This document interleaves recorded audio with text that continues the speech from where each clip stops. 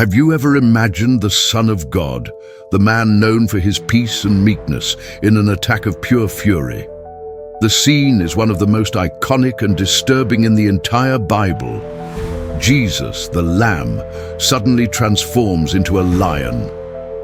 But this was no simple outburst of anger. This moment of rage was a divine declaration, an indictment against a corruption far deeper than the simple selling of doves. The reason he flipped the tables is a shocking secret, a motive that goes far beyond what most people think. And this truth changes everything you thought you knew about the temple and God's purpose for all nations. Imagine the scene. There was none of the silence and reverence you'd expect from a holy place. Instead, the outer court of the Jerusalem temple, known as the court of the Gentiles, was a chaotic and noisy marketplace. The buzz of voices mixed with the bleating of sheep, the lowing of cattle, and the fluttering of pigeons in cages. The air was filled with the smell of animals and the sweat of the crowd, instead of the fragrance of incense. Instead of being a space for prayer and worship for foreigners and proselytes, this court, the only place where non-Jews could draw near to God, had been transformed into a center of profit and greed. The money changers exploited pilgrims, exchanging money at exorbitant rates. Animal vendors charged absurd prices for sacrifices, taking advantage of the poor who traveled from afar.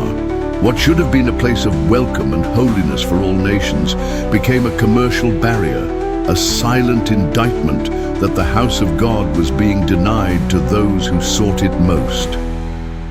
When Jesus entered, he didn't explode immediately.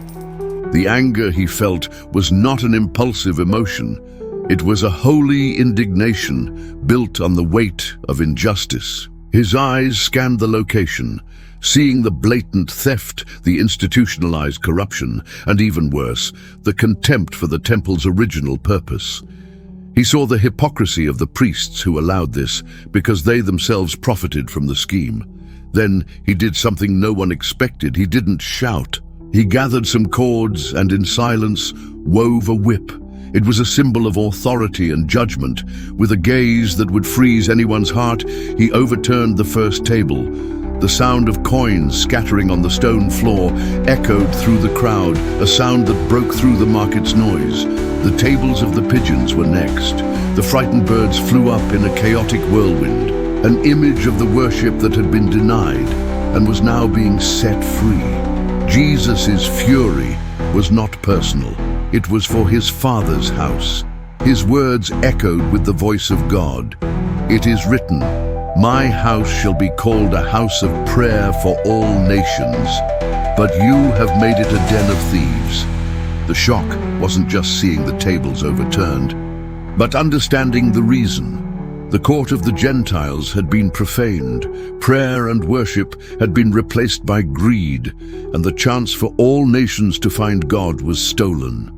It was a protest against a religion that excludes, that profits from faith, and that forgets its fundamental purpose. This story shows us a side of Jesus that many ignore, that of a zealous and righteous reformer. He was angered not by money itself, but by the injustice and exclusion it caused in his Father's house.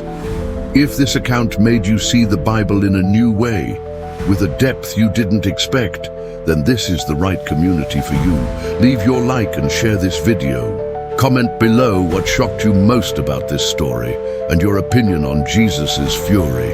And to continue unraveling the deep truths of the scriptures, subscribe to the Bible Breakdown channel and hit the bell.